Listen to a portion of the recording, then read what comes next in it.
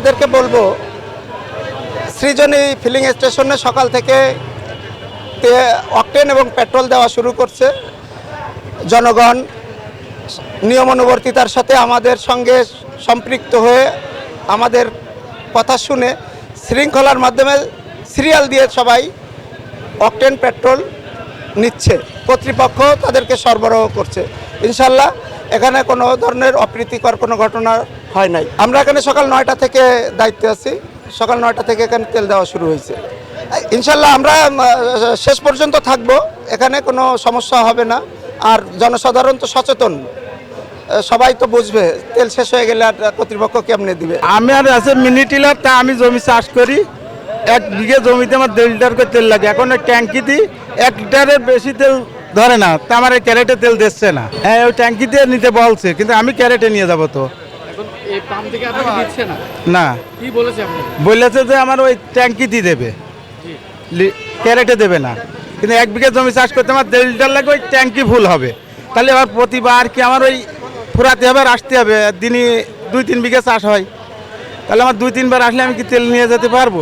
না ভাই, তাদের মানে ডিউটি সে সঠিকভাবে করতেছে, লাইন মেনটেন করতেছি, সমস্যা নাই, কোনো ভালো নাই, কোনো অশান্তি নেই, বা কেউ লাইন ছাড়া অন্য লাইনে আসতেছে না।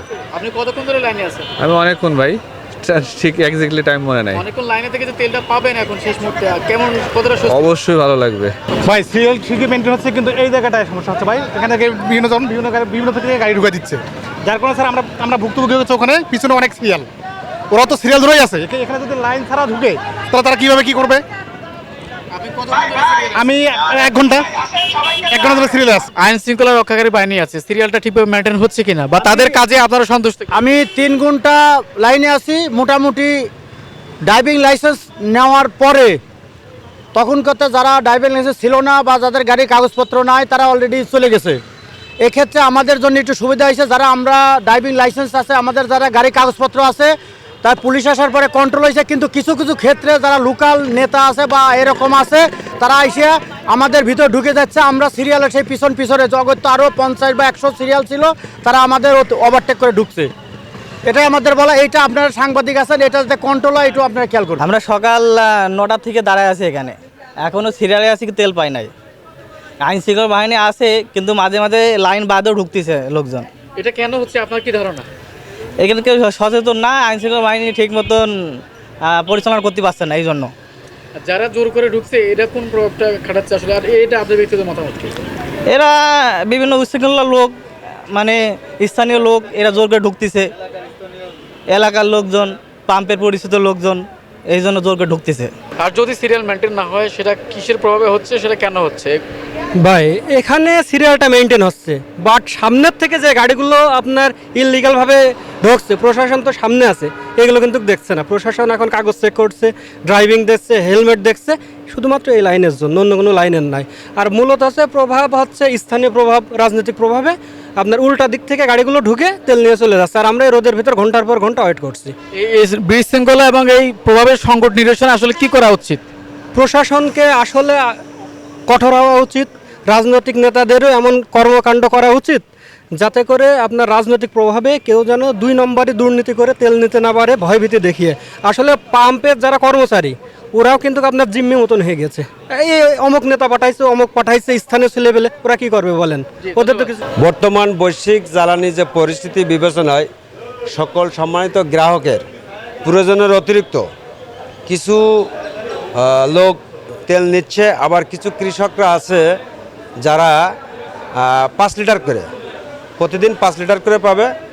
এটা সরকারি কোটা ভিত্তিক এবং আমরা যেটা স্টক পাচ্ছি সেইভাবে দিচ্ছি। ইনশাল্লাহ কোনো সমস্যা পাইনি এখন পর্যন্ত। আর মোটরসাইকেল বাইকারদের অবশ্যই সিরিয়াল মেনটেন্স করে আমাদের যে ডিপো থেকে যে সাপ্লাইটা দিচ্ছে সেটা 500 টাকা, অনেক সময় পরিস্থিতি বুঝে 300 টাকাও দিতে হচ্ছে। তো বাইকারদের দৃষ্টি আকর্ষণ করে বলবো, তারা শেষ পর্যায়ে দেখা যাচ্ছে একটা লাইনে 300 বা 500 বাইকার দাঁড়াচ্ছে। আমার 300 বা 500 দেওয়ার পরে আর 200 বাইকাররা তেল পাচ্ছে না। ওই মুহূর্তে ওরা বিরক্তি করে। আর কেন পাচ্ছে না? আমার স্টকটা তখন 0 হয়ে যাচ্ছে। বাট আমি তেল থাকা অবস্থায় সবাইকে দিয়ে শেষ করছি। আমি কখনোই তেল স্টকে রাখি না। এবং যেটা ভোক্তাদের দেওয়ার জন্য আমি নিয়ে আসছি। এবং ডিপো যদি আমাকে আরও বেশি দেয় তাহলে আমি আরও বেশি কাস্টমার বা ভোক্তাদের সার্ভিস দিতে পারবো। আজকে কত লিটার আপনারা দিচ্ছেন? আজকে আমি 3000 আন্ডারগ্রাউন্ড চেম্বারে আমার 500 লিটার ছিল, যেটা হচ্ছে রিজার্ভ, ওটা আর ওঠে না এবং নিচেই ফিল্টার থাকে, কাদা ওঠে। ওই আমার আন্ডারগ্রাউন্ড রিজার্ভ শেষ, 3000 লিটার পেট্রোল পাচ্ছি ইনশাল্লাহ। 500 টাকা করে আমি সকাল থেকে বিতরণ করছি, এখন পর্যন্ত চলছে। অকটেনও পাচ্ছি আমি 3000 লিটার, 3000 লিটারই আমার শেষ। রিজার্ভ আছে, রিজার্ভ বলতে মানে লাস্ট ফিল্টারে যেটা নিচেই যেটা আসে না, 300-350 লিটার এরকম সামথিং থাকে। ডিজেলও আমার শেষ। আমার লাইনটা অলরেডি উত্তর দিকটা আছে, already DC, fire service, emergency যে সমস্ত সার্ভিস, অ্যাম্বুলেন্স, সরকারি প্রতিষ্ঠান, তারা ঠিকই তেল নিয়ে গিয়েছে এবং পর্যাপ্ত পরিমাণে আমি দিছি, যদিও তাদের কোনো প্রবলেম হয় নাই। এখন পর্যন্ত খুবই শান্তশিষ্ট আছে। তবে আমরা একটা ঝুঁকির মুখে থাকি, সকালে যখন বিক্রয় শুরু করি তখন প্রবলেম হয় না, প্রবলেমটা শেষের দিকে যখন অনেক ভোক্তা তেল না পায়। আর না পাওয়ার কারণটা হচ্ছে আমার আর অ্যাভেলেবেল স্টক থাকে না ওই মুহূর্তে। কিছু কাস্টমার ভোক্তারা, এটার কারণে আমরা আইন প্রশাসনে বলবো এবং বর্তমান দেশ রাষ্ট্র পরিচালনার ক্ষেত্রে পুলিশ প্রশাসনদের বলবো, দৃষ্টি আকর্ষণ করে বলবো, যাতে এই ফিল্ম স্টেশনগুলোয় আমরা কর্মী হিসেবে আমরা কেন একজন মানুষের তোপের কথা শুনতে যাব, হুমকি, বিভিন্ন ভয়ভীতি। তো জাস্ট আমরা সুন্দরভাবে চেষ্টা করব যাতে সার্ভিস দেওয়া যায়, কারণ এটা ব্যবসা এবং প্রশাসনের লোক আরও একটু বাড়াতে হবে। আর দেশে যদি তেল অ্যাভেলেবেল হয়ে যায় তাহলে এমন একটা দিন আসবে কাস্টমার খুঁজে পাবো না।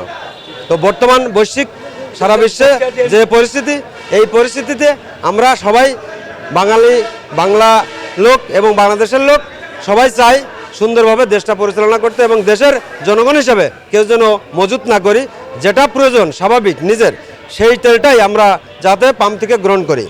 তো অনেক বাইকাররা আছে ট্যাঙ্কি অনেক সময় ফুল করতে চায়, না দিলে বিরক্তিকর করে, এরা নিয়ে হয়তো অসাধু কিছু লোকজনের কাছে দিচ্ছে। তো সেও একজন ভোক্তা, হয়তো তার কাছ থেকেও বেশি দামে কিনছে, অনেকে লাইনে দাঁড়াতে পারে না, অনেকে বলে শারীরিকভাবে অসুস্থ। আসলে নিয়ম যেটা সেটা মানতেই হবে, সবার জন্য আমি মনে করি নিয়ম সুন্দর।